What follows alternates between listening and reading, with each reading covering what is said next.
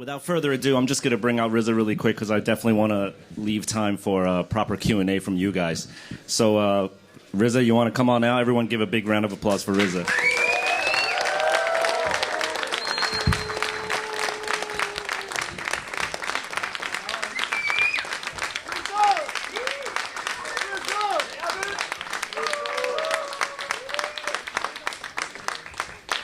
One, two, one, two. Testing, we're good. So actually, I first met the RZA a couple of years back when my creative agency, Staple Design, we were working with Timberland boots. And we were doing a project called the Boroughs Project, where we were designing a boot for each borough of New York City. So when they said, who should we do for Staten Island? I was like, yo, we got to do the RZA. And they were like, who is RZA? So I had to school them on who the RZA was. And next slide, if we could show the boots that we did. When I first met with RZA on this project, he said, his brief to me was, I want to look like I'm floating when I'm performing live. And I was like, damn, that's kind of hard.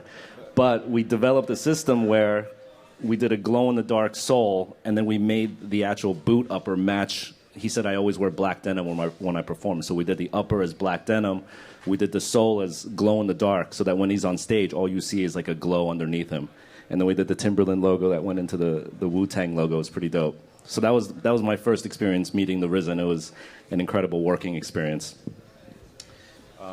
Those Wu-Tang colors, black and yellow, y'all. Yep. Killer bees. So before Wiz Khalifa,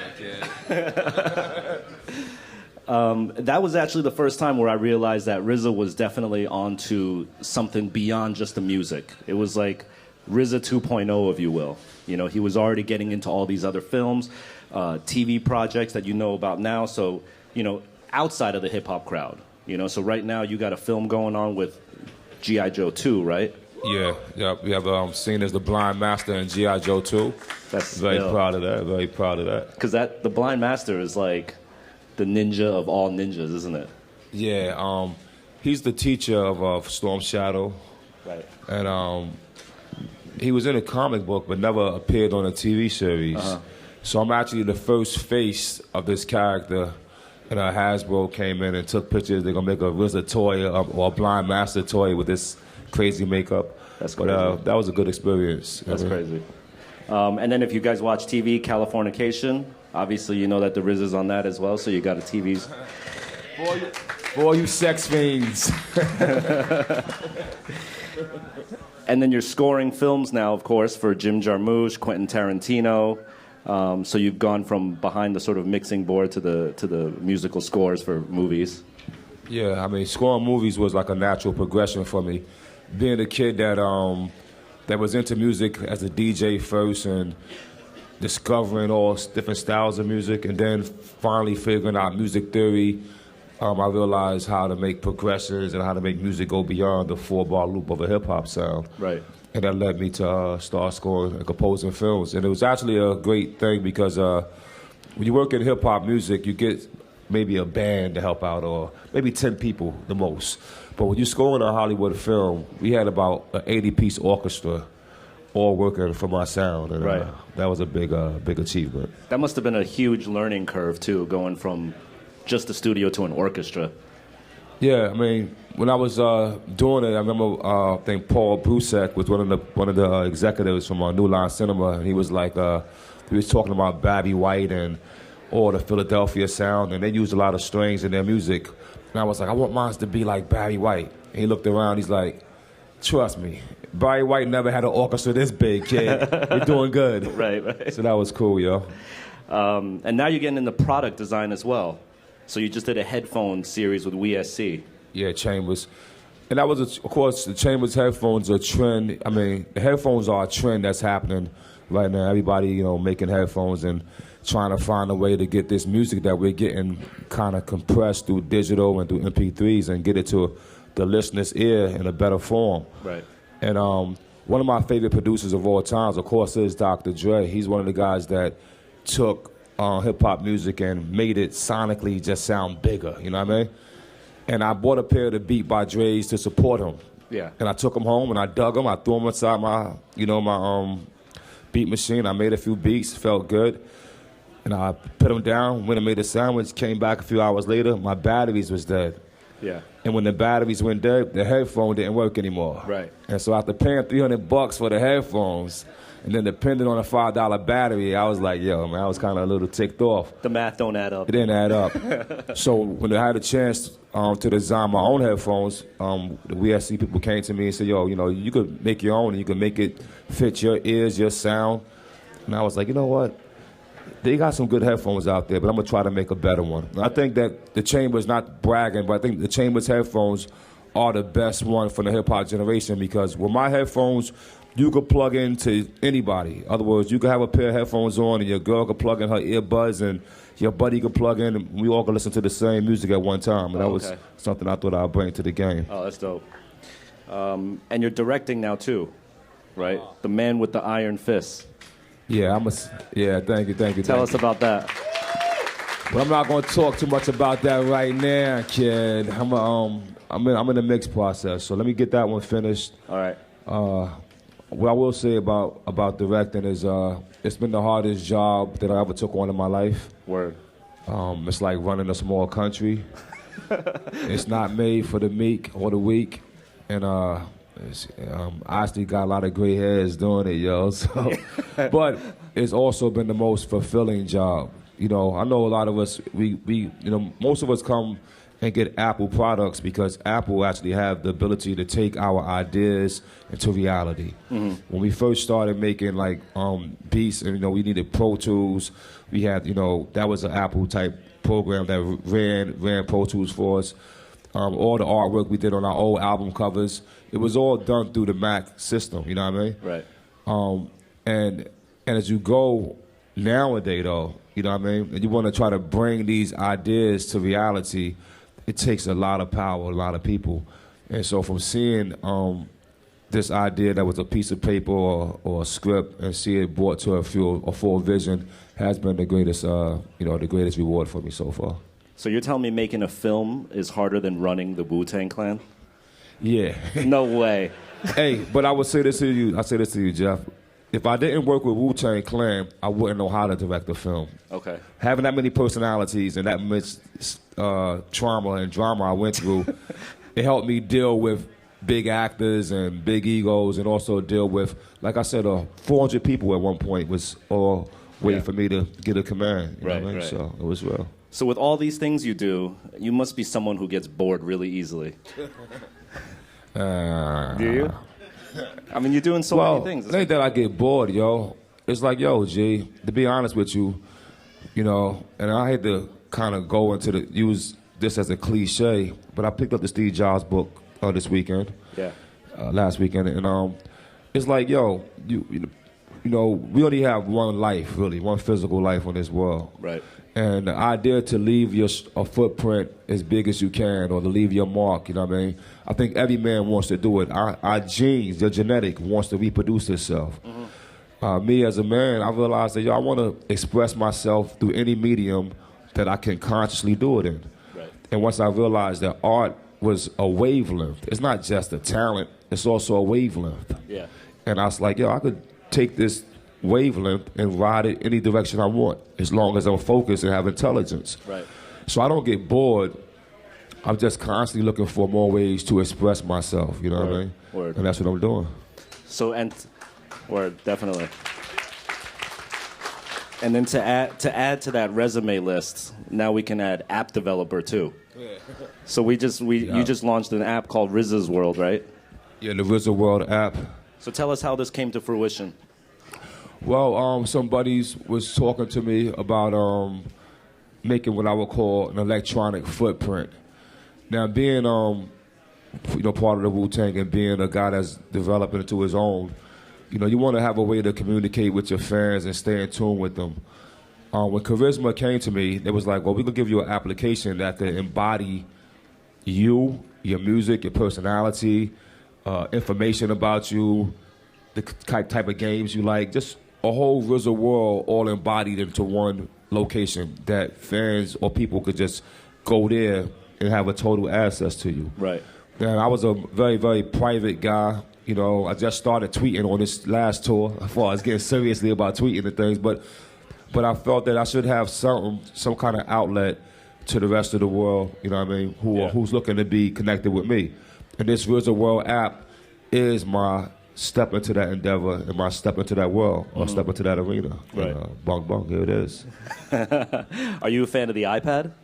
Yeah, definitely. I got an iPad 1 and an iPad 2, you know what I mean? Do you consider yourself a tech geek? Yeah, I gotta say that, yo. I honestly will sit here and admit to being an electronic geek, a tech geek. A lot of my money been spent on equipment. Gadgets. Yo. Yeah, I got gadgets of the booty dude, yo. So can we get the iPad, and then we're gonna show you some stuff. Thank you. All right, so let's see if this works. All right. I'm going to start with the soundtrack to your life section. So what's this section all about? Tell me. Well, the soundtrack to your life is different musics and different ideas. Like if you have a question about something that you're pondering on. I wrote a book called The Tao of Wu, where I went into wisdom and information. And the soundtrack to your life is me giving you a chance to choose some music, choose some questions and some ideas, and just figure it out, yo. Right. Actually, I wanted to talk about the book. What was the process like in writing that book? Which one? The Tao of Wu? Yeah, The Tao of Wu. It took about 2 years to write that book. Really? And I finished it when I was in Cannes at a film festival. I guess Quentin Tarantino had Inglourious Basterds there, and all my buddies went out there to party. And I went out there and sat up under the sun and finished up my ideas and shared them with the world. You know Okay. what I mean? So let me see some of these here. Will sound play out of this? Let's give one. Let's choose one. Okay. Let's say. Okay, here's one that says becoming a parent.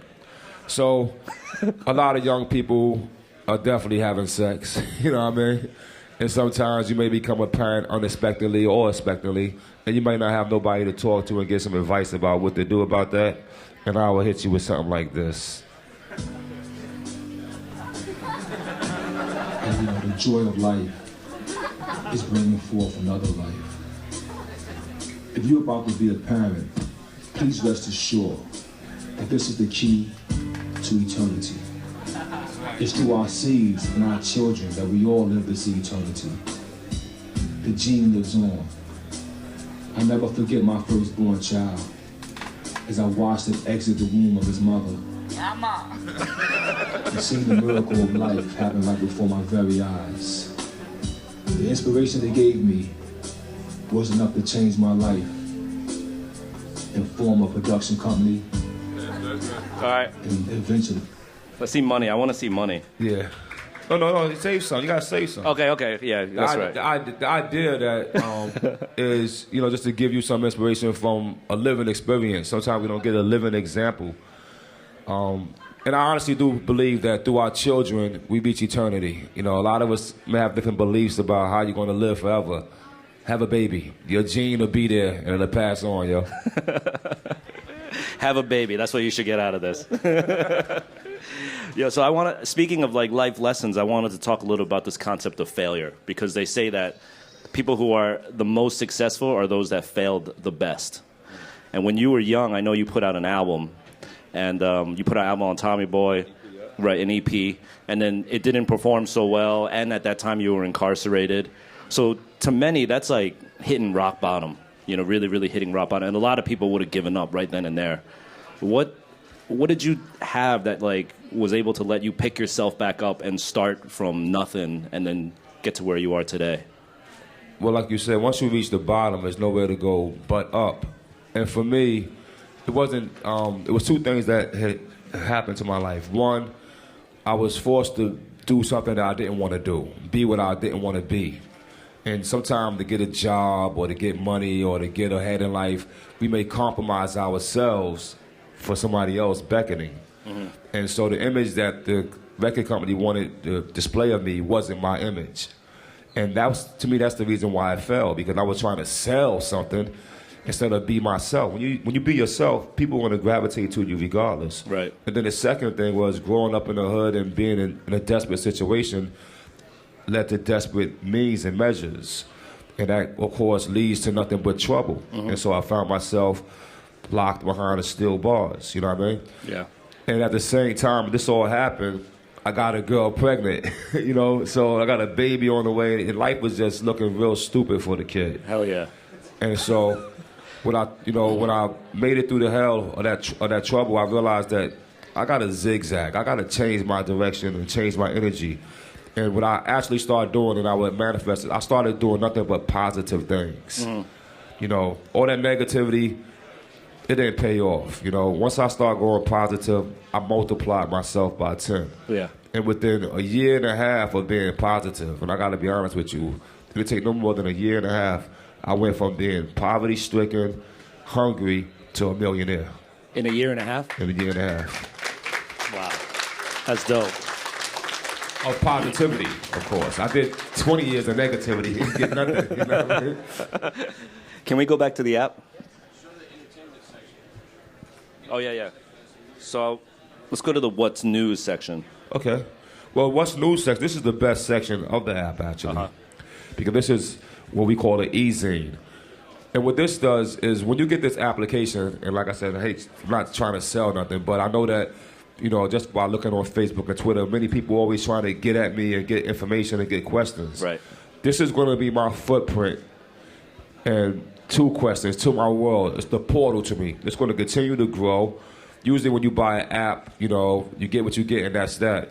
Our idea is to have this thing grow organically and continue to change.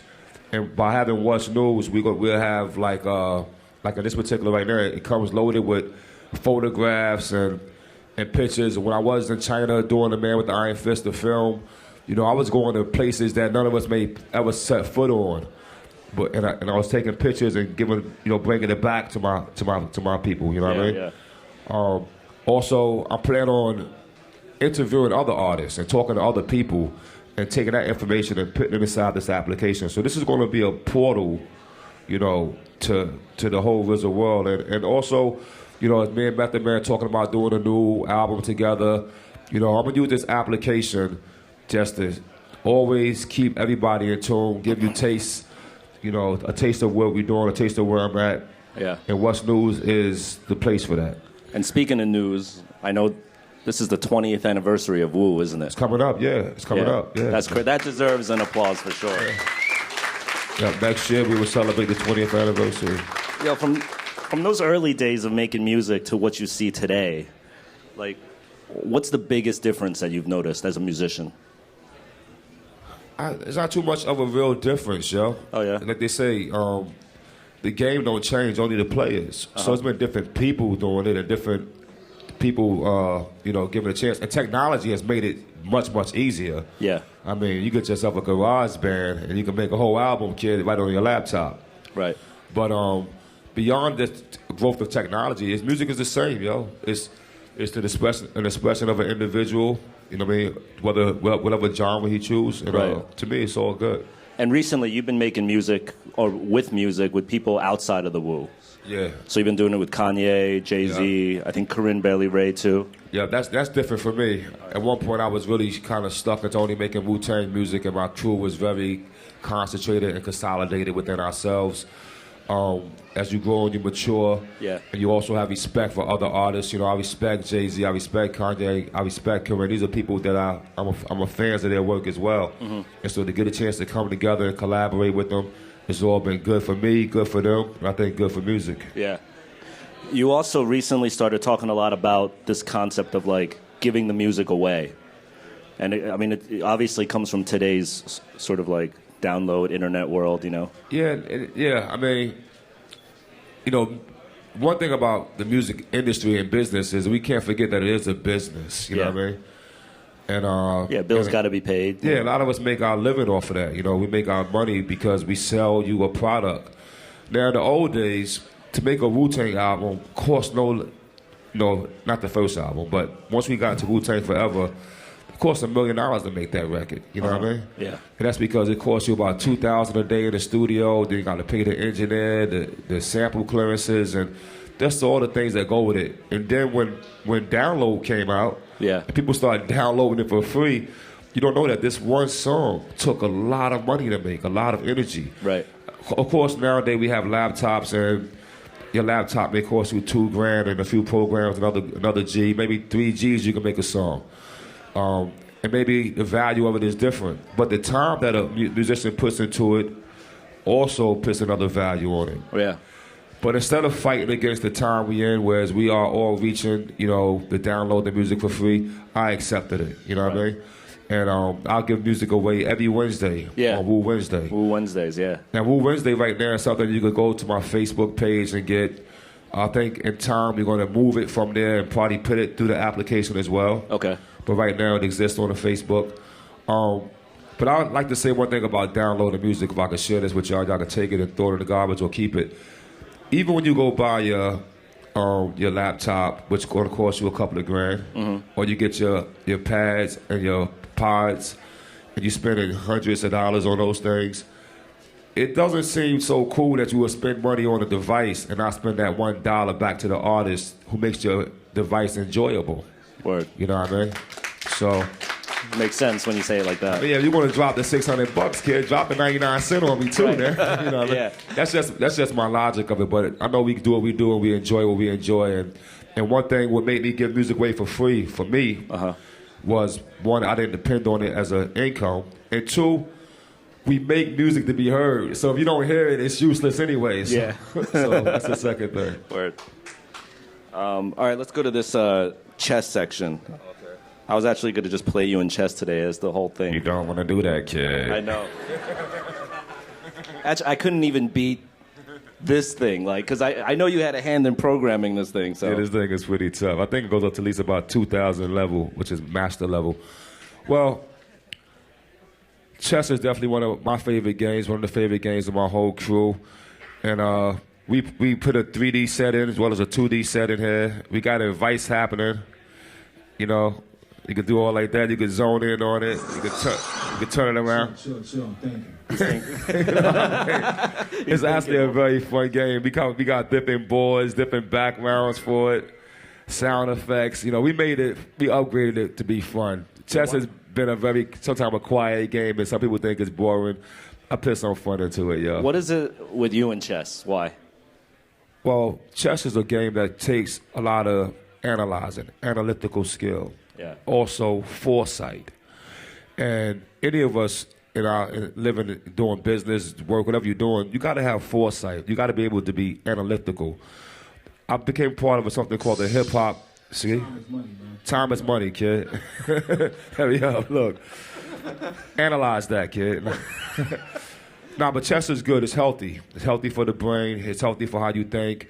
I joined the Hip Hop Chess Federation so we could teach young people that if they would think before they do, you know what I mean? They won't make the same mistakes, like whether it's teenage pregnancy, whether it's crime.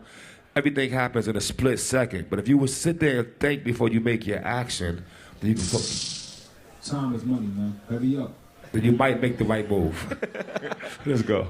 So you think chess has actually helped your personal life and your career? Oh, heck yeah.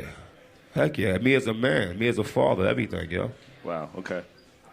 And then you could access your Twitter and your Facebook from here, right? Yeah, you could access all that and just zone in. What they talking about today? Wu Wednesday. Are you a fan of Twitter now? You like it? Yeah, I like it. Only thing that I'm a fan of it because it's social networking, social media.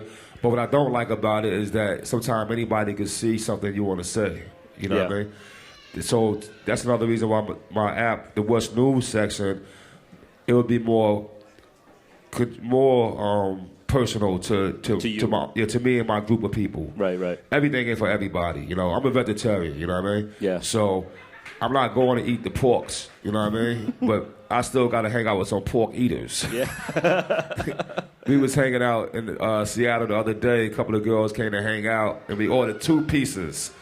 One had meat and pepperoni on it, and one had the veggie on it. And I never, the girl was like, I don't want all that green stuff on my pizza. And she went head over for the trichinosis. And I was like, well, hey, baby, enjoy yourself. You know what I mean? I'm gonna go a little healthy with it. So I'm saying sometimes you gotta separate things from each other. You know what I mean? And so some of my ideas and some things I do, you won't get on Twitter or Facebook. You have to go to my app and find out the real deal. Right. Well, I know you got a lot of followers and fans on Twitter, and you got a lot of fans over here, so we're going to open it up to some Q&A now to the audience. So if you guys have any questions, feel free. We'll pass the mic to you.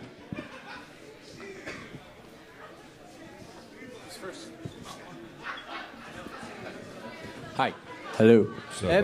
Yeah, is it true when you was younger, you once went blind and you developed like super hearing? That's what you call. I wouldn't say super hearing, but yeah, I did go blind. I had some kind of disease they couldn't figure out, and it shut my eyes, and most of the front part of my head was the size of a fucking cantaloupe, and I couldn't see for about 45 days. And during that period of time, I lived off my ears, and eventually, I do contribute that to having a better sense of hearing than a lot of people that I've come across. So it helped me out.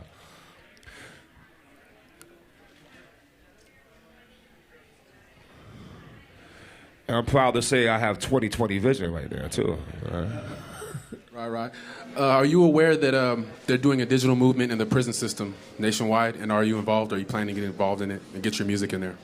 I'm not aware that they're doing a digital movie. No, movement. They are actually approving MP3 player for the California prison system. Okay. And my company's actually spearheading it. We'd like to get the Wu music involved in it because it's not represented right now. We do a lot of local, not local, but like the Jacka, Hustler, Nipsey Hussle. We deal with him. Okay. Yeah, so we'd like to get you that information. How do we get it to you? Okay, well, I have a buddy over here named Cameron Mitchell, Patrick Mahoney, either one of them brothers can help you out with that. That's a good idea, though, because music calms the savage beast. And sometimes, I've been inside those walls before. And so I'm glad somebody's doing that. Thanks. RZA, how's it going? I wanted to know if I'm really excited that you've started tweeting because I live on Twitter, but I wanted to know if you'd be down to explain your own lyrics to your fans on rapgenius.com, if we can get you a verified account, because I also live on Rap Genius, and a lot of times I'm looking up your lyrics on there, trying to get the inner meaning of the Wu jargon. But that'd be my pleasure, actually. You know what I mean? So let's try to make that happen. My man Cameron Mitchell is here as well. Maybe he could connect that dot. And also, that's something that I probably would do through the application. It's an honor for me to kind of explain what we're saying. Wu-Tang put our lyrics into paraphrases, whereas 4 lines sometimes could be a whole page, you know what I mean? So if you're ready for me to unlock that key, shout me out, all right? Congratulations on the app. It's fabulous. When you went from the studio to the orchestra, how did you do that? Because, did you use Pro Tools or something to do your music beforehand?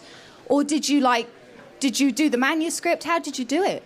Oh, yeah, yes. Well, you do. Well, of course, most of it is recorded in Pro Tools nowadays. But, yeah, you have to have a copyist comes and they write all the music out. And you get an orchestra, you get a conductor. I got a chance to conduct as well. I was fortunate enough to have good people helping me out also, We had a guy named Howard Drawson, who was one of my co-composers, worked on 5 films with me already. We had an earlier guy, Ramin, who did all the Batman movies, but he started as my partner also. So I had a chance to be around classical trained musicians, and I studied classical, but I brought also a hip-hop edge to them, and we kind of exchanged knowledge. And so it was a pretty cool transition. What was that first film that you scored? My first film was Ghost Dog, and then the second one was Kill Bill, and then Blade Trinity, and then Barbershop, and Soul Play. I don't know, I kept going. Yeah, yo, fuck it, check it. Yeah, nah. Hey, yo. Start spitting, right? So in your book, you talk about after 36 chambers, basically kind of like locking yourself in a basement and just kind of banging out the 5 of potentially the greatest hip hop albums of all time with the individual members. Can you talk a little bit about the creative process and what kind of drove you to just create those albums? Well, dedication, determination, tenacity, these type of things. You know, I wasn't interested in what was going on outside. There's a lyric Raekwon says, he says, with the boots that paved the way. He was talking about these Timberlands that I wore for 4 years straight. I didn't buy clothes. I kept myself looking disfigured as far as my physical appearance was always just ugly. You know what I mean? I just stayed in that basement. At the time, I wasn't a vegetarian, but I was a turkey burger man. And we would eat 10 turkey burgers a day, play chess, make music, and I put everything aside. Now, the good thing about it is, of course, is what I'm able to leave behind. A sad thing about it, though, that I'll share with you, is it was a big strain on my family, actually, you know what I mean? Because I put my work before anything. And sometimes in life we do that, you know. You look at, once again, I go back to Steve Jobs. He passed away at a very young age. But he left behind something that's going to potentially go on for eternity, you know what I mean? And that's because you sacrifice yourself. Fortunately for me, it wasn't my whole life sacrifice, you know what I mean? But it was a period of time that I turned around when I had a 4-year-old daughter sitting right there. Didn't remember her from one, you know what I mean? Because of the time we put in. But I think that sacrifice has helped a lot of other people, so that's where it's at. All right, we got time for one more question. Oh, I already got the mic. RZA, can you remember one milestone moment when you realized that rap wasn't just a pastime for you, but more so a profession? Is there one like standout moment in your life you realized like I need to grind on this and I need to make this stuff happen? It was 2 moments for me. One, I'm a little older than everybody in the audience, most likely. So when I first heard on the radio a song called Rapper's Delight, I knew for a fact I could do it. I knew I could make a record. Of course, that's when it was a dream. But when I had a chance at the age of 18 to sign a Tommy Boy and to be thrown to the wrong direction, and then I met a lawyer at that time named Bill Warren, and I became friends with him. And I realized that, you know what, the best way to do something is to do it yourself, do your own destiny. And so took my last bit of money I saved up, formed a corporation, and I put everything I had into it. And I was like, I'm not going to do nothing negative. I'm going to do positivity. And that led to Wu-Tang production, and that led on to the music that you hear. And that passion of expressing myself in a positive way burns to this day. No matter what you see me doing, it's me choosing the positive route and staying as far away as I can from that negative route, yo. Perfect. Thank you so much. All right, that's it for us.